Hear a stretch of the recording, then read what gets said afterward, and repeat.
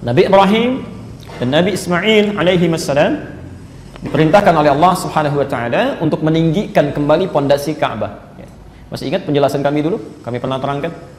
Ingat Ka'bah itu sudah lebih dulu ada dibandingkan dengan umat manusia yang turun, berdasar keterangan di Ali Imran Quran surah 3 ayat 95 sampai 97. Inna awwala baitin wudi'a lin-nas. Sungguh rumah pertama yang dibangunkan untuk manusia, bukan manusia yang bangun. Hanya nanti di zaman Nabi Nuh alaihi salam, terjadi banjir besar, tersapu bagian atas Ka'bahnya, tersisa pondasinya. Jadi kalau dari zaman Nabi Nuh ke Nabi Adam itu tidak mudah, ada runtutan generasi yang kira-kira sampai 4-5 generasi. Nuh alaihissalam bin Mikhlail bin Matushala bin Kinan bin Anwas bin Tith bin Adam alaihissalam. Jadi melewati 5 generasi dulu baru sampai kepada Nabi Adam. Setiap generasinya bisa ribuan tahun. Hancur ini, tersisa pondasinya. Dalam bahasa Arab pondasi disebut dengan qaidah. Qaidatun kalau satu. Lebih daripada 1, 3, 4 dan seterusnya berubah kalimatnya dari qaidah menjadi qawaid. Qawaid. Maka zaman Nabi Ibrahim alaihissalam diperintahkan beliau dibantu putranya Ismail alaihissalam untuk meninggikan kembali pondasi bangunan Ka'bah. Meninggikan disebut dengan rafa'a, pondasi disebut dengan qawaid. Maka muncullah Al-Baqarah 127, posisi paling kiri sebelah atas. Wa idh yarfa'u Ibrahimul qawa'ida minal baiti wa Ismail. Dan ingatlah, pelajarilah ketika kami perintahkan kepada Ibrahim dan Ismail untuk meninggikan kembali bangunan Ka'bah. Jadi bukan membangun, meninggikan pondasi Ka'bah yang runtuh. Jelas sampai sini? Baik, Ibrahim alaihissalam ketika mulai melangkah menapakkan kakinya untuk membangun, maka tapak pertama yang mengangkat derajatnya disebut dengan maqam. Maqam, sampai sekarang kita temukan maqam Ibrahim. Maka saat beliau akan membangun itu, qadarullah tiba-tiba anaknya sudah mulai mendekat membawa batu, mengatakan pada ayahnya, kalau bahasa kita boleh nggak saya bantu? Boleh nggak saya bantu? Batu dalam bahasa Arab disebut dengan hajar. Kalau sudah disusun-susun membentuk sebuah batas tertentu, bagian dari bangunan disebut dengan hijr. Maka sampai saat ini disebut bagiannya dengan hijr Ismail. Jelas ya? Baik. Kenapa kalimat Ismail diakhirkan di ayat ini? Padahal bisa Allah mengatakan begini, wa idh yarfa'u Ibrahim wa Ismailul qawa'id. Dalam bahasa Arab, kalau ada pekerjaan dikerjakan oleh 2 subjek secara bersamaan, itu artinya perannya sama.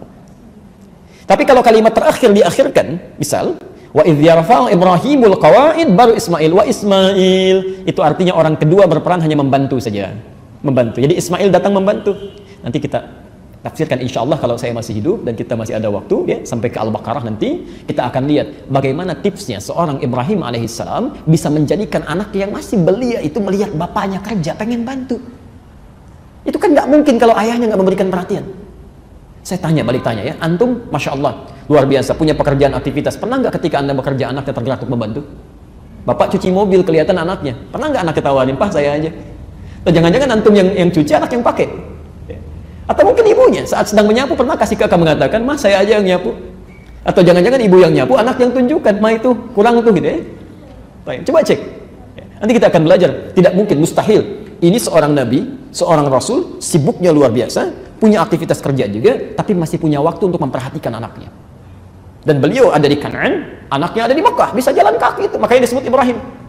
Dalam bahasa Aramaik, seorang penyeberang.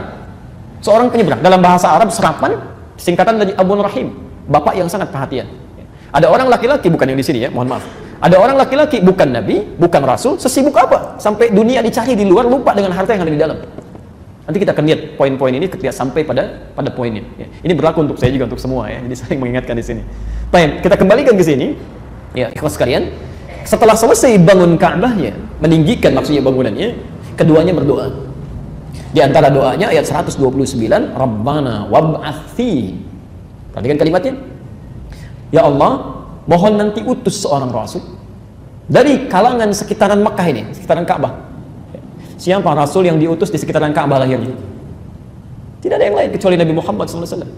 Tolong utus nanti seorang rasul dari sekitaran Ka'bah ini, dari kalangan mereka di kota Mekah, yang memiliki tugas yatlu alaihim ayatika, yang menyampaikan nanti ayat-ayatmu, maksudnya wahyu. Ya, tugas Nabi itu begitu datang wahyu, misal turun ayat Alhamdulillahi Rabbil Alamin, itu harus langsung disampaikan, tidak boleh ditahan. Wa yu'allimuhumul kitab, kemudian mengajarkan kandungan wahyu ini, disebut dengan hadis. Ya. Turun ayat tentang salat, alladzina yu'minuna bil ghaib wa yuqimunas shalah. Bagaimana cara salatnya? Ditunjukkan oleh Nabi, maka diajarkan oleh Nabi. Ya. Makanya ketika seseorang sholat di samping Nabi, Anda bayangkan, Al-Bukhari nomor hadis 751, 757, hadis Muslim nomor hadis 397. Kisah yang sama diberi judul Babul Musifis Shalah. Bab tentang orang yang sholatnya buruk. Ada seorang sahabat di zaman Nabi datang kepada Nabi, sholat di masjid Nabi, di samping Nabi, Pak. Di samping Nabi. Begitu selesai sholat, fasallama yaminan wa syamalan, dia salam ke kanan dan ke kiri. Perhatikan komentar Nabi. Faqala lahun nabiyyu sallallahu alaihi wasallam. Maka Nabi berkata pada orang ini, "Shalli fa innaka lam tusalli." Mas, Anda sholat lagi karena Anda belum sholat, kata Nabi. Anda sholat lagi karena Anda belum sholat. Anda bayangkan. Sampai 3 kali orang ini mengulang yang serupa, Nabi mengomentari yang sama. Maka kemudian orang ini berkata, "Bima ma'na ya Rasulullah, la adri kaifa usalli. 'Allimni kaifa usalli." Saya tidak tahu lagi seperti apa saya mesti sholat dengan benar, tolong ajarkan saya. Maka diajarkan oleh Nabi, "Idza qumta ila shalah asbighul wudu." Kalau pengen sholat sempurna, sempurnakan dulu wudu, begini caranya. Tsumma istaqbilul qiblah, menghadap ke kiblat, begini caranya. Sampai dengan salam, sampai kita dengar hari ini kalimat Nabi, "Shallu kama ra'aitumuni sholli." Salatlah kalian persis seperti melihat saya salat. Al-Bukhari nomor hadis 651.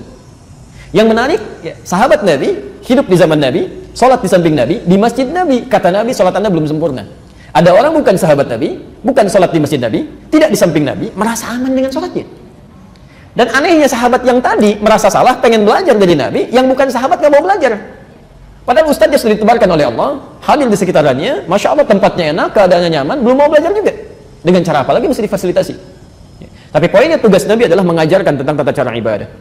Kemudian wal hikmah, mengajarkan esensinya. Apa maksudnya? Ada maknanya, Bu, Pak. Kita berdiri seperti apa berdirinya? Diatur itu. Nggak sembarangan. Nanti kalau sudah selesai ini, terkait dengan sholat, nanti kita insya Allah bahas lebih rinci. Itu diatur.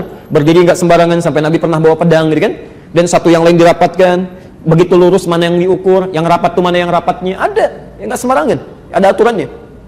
Dan esensinya dijelaskan apa maksudnya. Terakhir, wa yuzakkihim, dampak ibadah yang benar akan berpengaruh pada keadaan hati yang baik.